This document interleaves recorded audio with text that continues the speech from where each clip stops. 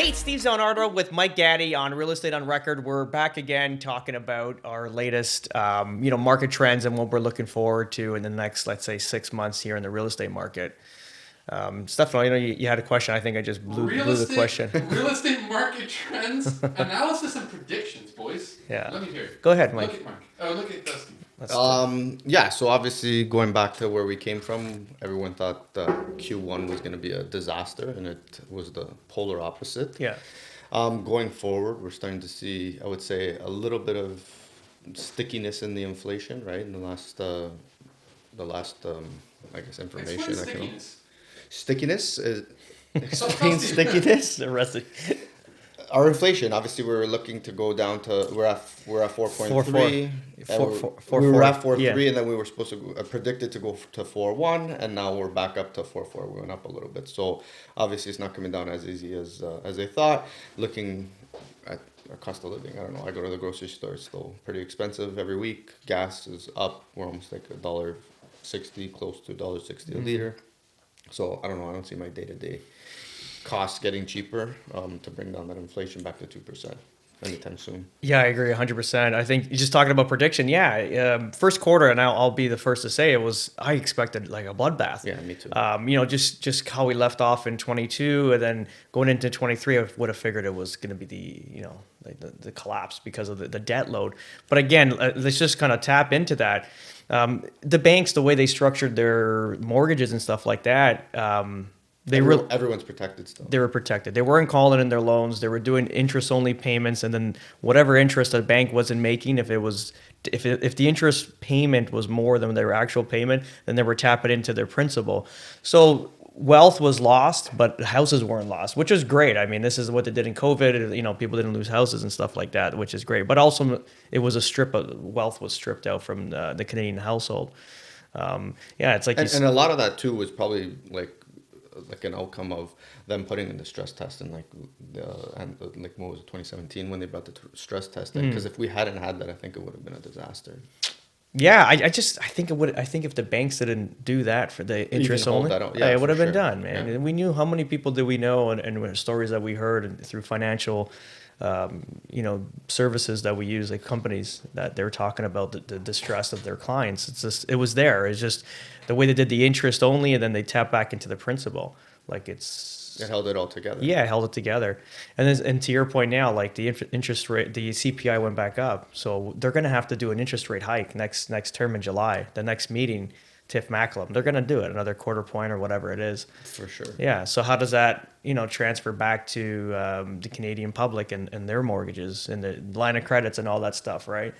Yeah, going back to what everyone used their line of credit for during COVID, right? Renovations, you couldn't get material. Boats, trailers, exactly, yeah. Vacations, cars. But they bought it at 3%. Now they're paying like what, 6.5%, on all that debt, right? So another increase is going to affect that. So if you have cash, let's say you sold some investment properties in the last year or something like that, you have money to spend, you're going to be fine because you buy some great investments, you pay a higher interest currently now, then ultimately you're hoping for less interest. So you're buying it at a better dollar rate or purchase price rather. But we didn't see that. The first quarter, even into second quarter, it's been on fire. Well, and the job numbers are coming in like. What's the job numbers now? I think that we added like 41,000 jobs last month. But what were these jobs? What were these jobs? Yeah. I don't know. I'd have to go look into them further, but they're higher than projected. Should we ask ChatGPT? Yeah, let's ask ChatGPT? Yeah. Which? Are they a sponsor of the show? What kind of? Like even talking to guys in the construction industry. So first couple months, January, February, everyone was talking like, oh, our pricing, like our estimated department's slower than normal, and then now it's just like on overdrive. Everyone's like working overtime. Yeah, because there's so much work coming out. I sent you, my buddy Hussein sent me that. How many agents? The What was it? breakdown? 90,000 agents? Yeah, What was it? Something GTA? crazy. Yeah, Yeah. Toronto Real Estate Board. And listen, we have one more problem to that's going to happen. That has to be rectified. It's the commercial real estate. Charles Munger mentioned it back, I don't know, a month ago or something like that. So that's a huge issue. They said trillions of dollars of debt is coming up and needs to be repaid in the next couple of years. And then clearly we know See, I'm not even sure about this because I thought people were going back to their offices, but clearly, is what they're speculating is that it's a disaster. That their net income has gone down. Their anchor tenants are dissipating their footprint, their office footprint. So Yeah. now these office building and whatever they have here, like whatever towers and stuff like that, their net income is not there anymore, and that's how they get financing is the worth of their rents, right? So if they're losing like heavy tenants. They Well, got- even if they don't lose them, they're probably downsizing. So maybe they in a building, let's say they had 10 floors, they're going down to 5 floors. Yeah. Because half their employment's working from home 40, Yeah. 50% of the time. But it brings the net income down. Huge, big time. Yeah. Because now, what do they do with these empty floors, right? Yeah. Obviously, we've been hearing for a while that they're talking about making them into residential. Yes, yes. I follow like Kenneth McElroy. Yeah, yeah, Or yeah. Ken McElroy. Yeah. And he was even saying like he's been looking at those types of projects, but the numbers like still don't work. Like they have to come down to like almost like a 40% value, or sorry, 60% value Of of the- what they were for the number to work to go and put in that. Like that renovation's huge. But so like if what we saw is different, okay? So those 13 years it's been up and down, like that's normal, like economically, but we didn't see any pullback. We saw a little bit of pullback here and there, like 2010, 11, there was a little pullback, but it pulled back together and the market still went. And the market continued to go up to 17. 17, we had that up and down with the market, but it was okay. Like, you know, It was like what, 6 months maybe? yeah, it was a shock though, honestly. I took it pretty hard, right? Because I had a lot of clients and stuff like that. Well, I think one of them she lost a lot of money doing like in the process, right? So, you know, you get emotionally attached to your clients and their thing. And the only thing is we've advised what to do. And then, you know, they went against the grain and then they suffer, but at the same time I suffer too, because it's like maybe I could have explained that a little better or, you know, put a little bit more rush into it. Because some people are just sit on the sidelines. They always, like even listings now that we have that are going to markets, like they should have been on the market 2 months ago. Now they're going to market maybe next week, right? It's just lucky for them, the market continued to go this year, and it is what it is. But ultimately, how about if it went the other way, right? So then something that's worth 1.2 is like 1 million or 1,000,001. But anyway, so sorry, digress a little bit. But so we saw like typical up and downs, right? The only difference is now is like it's so different. It's just I don't think anybody can predict any of this stuff because like COVID came in 2020, it flatlined the market for like a month, and then it lit. Like I was like, I didn't understand. It lit on fire. The government started printing money, giving it out to the banks, and the banks are lending at very low rates, and people went out and buying. And I was confused. So this is where I'm Yeah. telling you, like, how a guy like you that studies the numbers, how did you wrap your head around the whole? This doesn't make any sense to me. I'm looking Still at the doesn't make numbers. sense. Still doesn't make sense. It still doesn't make sense. Like that, I don't understand why there was such a big influx of purchasing. People went nuts. People And went nuts when? 2020, Okay, now what are people doing now? Are they still going nuts? they're still going nuts. Yeah. Yeah. Yeah. Yeah. What about you, Mike? For the short period that you've been a real estate agent, Well, Mike's been what, 5 years? Yeah, I 2018. mean, Yeah. relatively speaking. And I've been following. I've been an investor since like 2011. The only Since he was 6 years old. Since you were 6 years old, so then 24 or 23 about my What first do you property. think about this market? Do you feel like it's very volatile? Obviously, people have the money and it's still flowing. Take out the jobs out of that equation, and people can't service that. Then it's volatile, I would say. But So obviously, people they're. can't go to the grocery store, but they can. Well, buy they a home for can $1 they million. can they can still go to the grocery store. It's just more expensive, right? It's just like obviously we're taking a chunk off the bottom. Like what are they at? Like what was that percentage of people that are going to the food bank now? Like Oh, I 5 don't know. times Yeah, more. yeah. So look at the Uh, lineups at the food It's bank. crazy, Yeah. and obviously in our lower end of our economy, right? But now going to the next guys, like people are obviously getting help somewhere. Parents, people are taking, maybe their parents are taking equity out of their house to help their children, to give them that opportunity, right? So it's still happening. It's just when I think when we get to the point, if we can't service that then we're gonna see things fall. Yeah. Fall.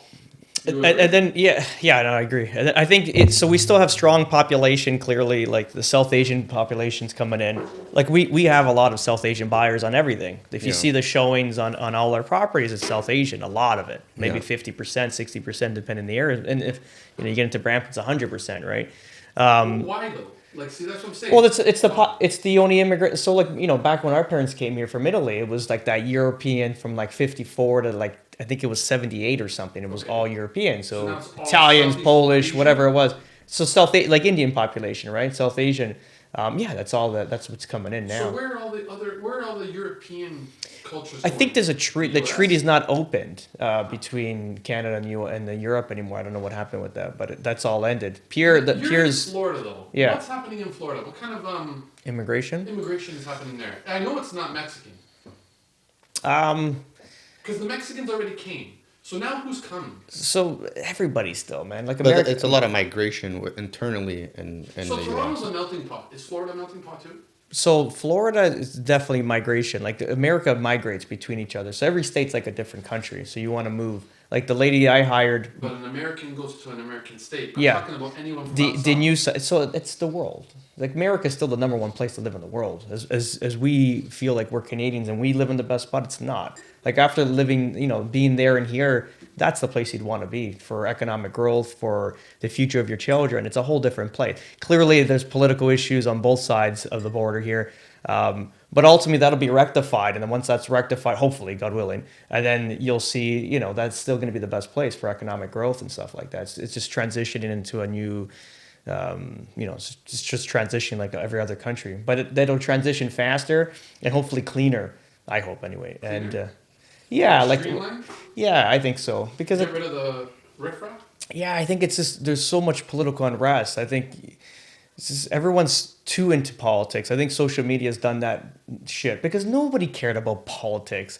You stayed home and watched yeah, mind you, I was like 8 years old watching political like George no one W. did. Bush and stuff, Yeah, the but senior or my- George Senior. But my kids Yeah. are 9 and they know about politics. But that's what I'm saying. When So I was 9, I was playing ball hockey. okay, so I always loved news and shit as a kid, but it's like nobody ever talked, not even my parents, like that whole generation. Yeah, absolutely. It's they're sitting at the dinner table, like the liberals and the conservatives are doing it. Nobody gave a shit. Everyone was like, can I get another glass of whiskey, please?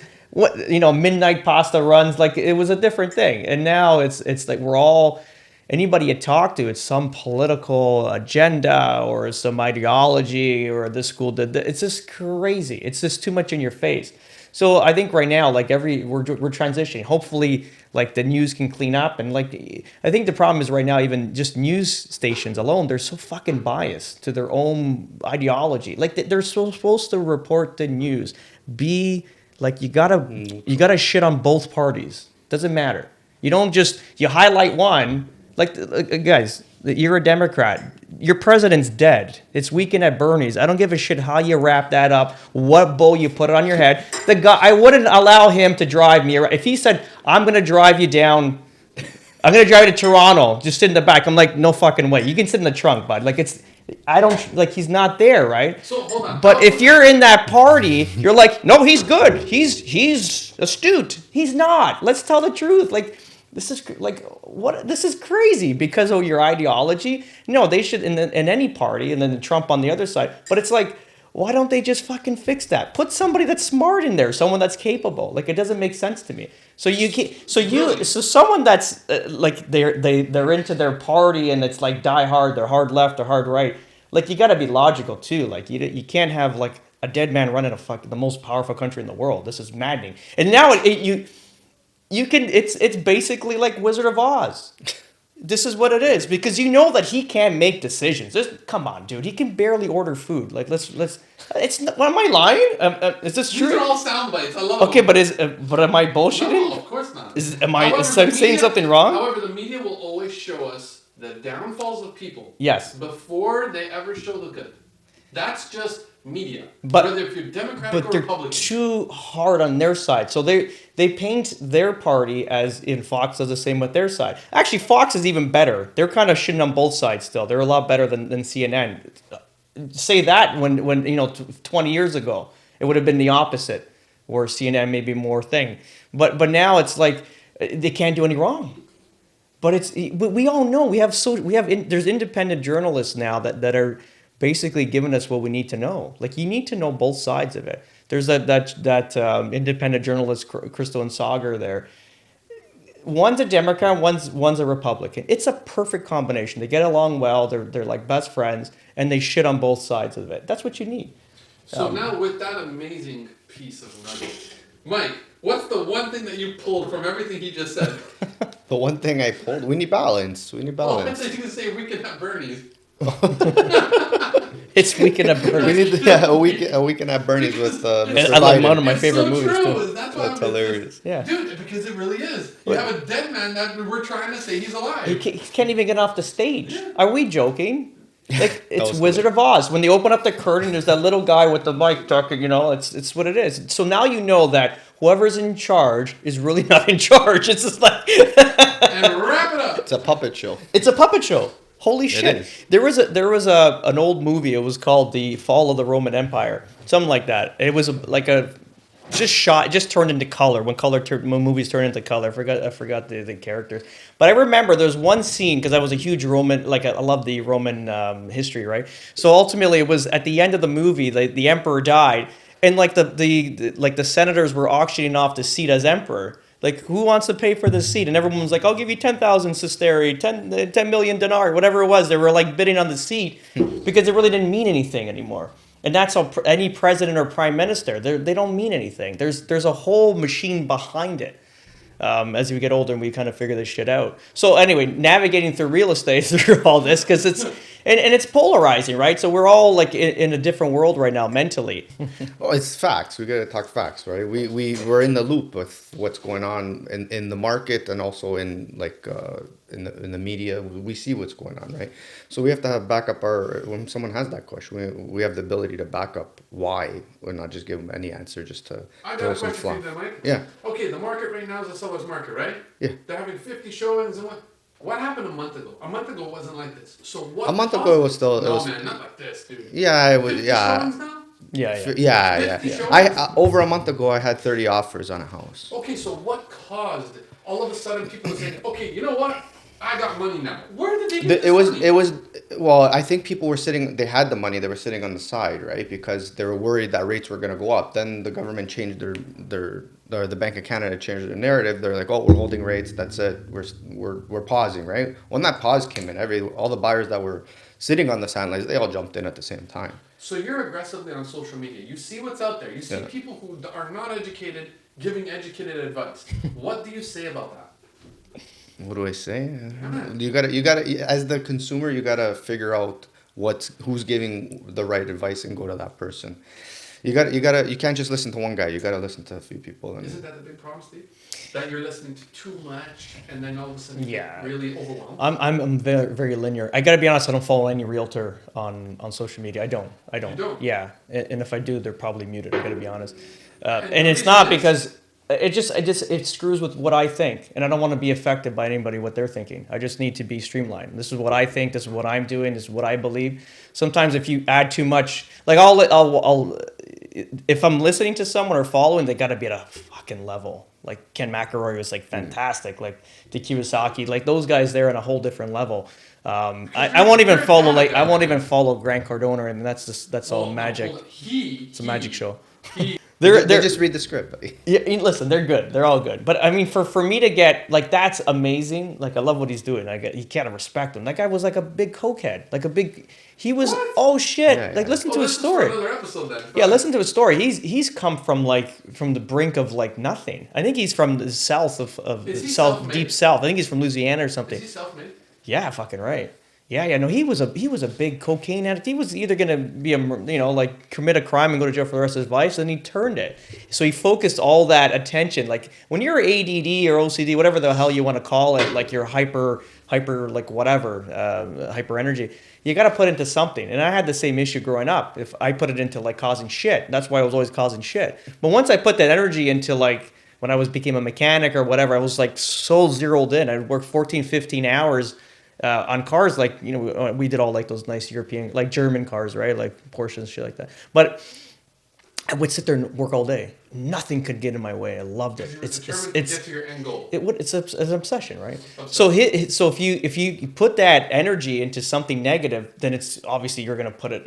Look what happens, right? You You know get what? into drugs, you start doing more drugs. I can do, But then he put it into sales. I think he was in car sales initially, and he just blew that up because he put all that crazy energy in there, and Look at him now. He's got to. You got to be. You got to salute the guy. He's got a. He does He's got a very well. jet. However, He's got a big however, fucking he's palace a in master at Malibu. convincing you that Yeah. you need what he needs to sell. Well, of course, but you got to be. Well, those are weak-minded people, right? That are going to follow that. That's reality. I need substance, but that's different. Let's end this episode with what's in your hand. What is that? These are the Treviso Realty Canadian edition cups. Look at these. Canadian edition. Yeah. Live the sunshine state of mind in SWFL, so Southwest Florida. So that's it, man. So Wrap it up.